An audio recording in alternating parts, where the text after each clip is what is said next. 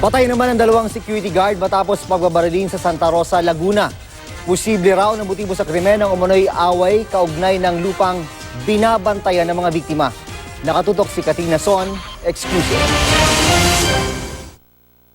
Kita sa CCTV ito na nagpabalik-balik itong AUV pasado tanghali sa Sitio Kawad, Barangay Santo Domingo sa Santa Rosa, Laguna. Pumarada ito sa tapat ng isang outpost kung saan may dalawang security guard. Maya-maya makikitang bumagsak ang isa sa mga gwardya. Nabaril na pala siya, pati ang kasama niyang gwardya na di nahagip ng kamera.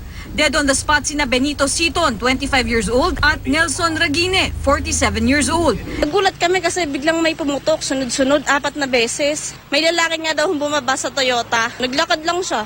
Base sa investigasyon, matapos ang pabamaril, agad umalis ang sasakyan patungong Tagaytay. Victory Eco Papa 927. Pero nung binerify natin ito sa LTO, lumalabas na itong plakang ito ay hindi nakakabit pa sa Toyota Grandia, kundi sa isang Toyota Hiace. Isa sa mga tinitignang motibo ay away sa lupang binabantayan lang ng mga gwardya. Ito ay nai-squat ng mga professional squatters doon sa karatig na lupa din. Wala namang mga kaaway itong mga gwardyang ito at ang tanging magiging motibo lamang ay yung kanilang trabaho.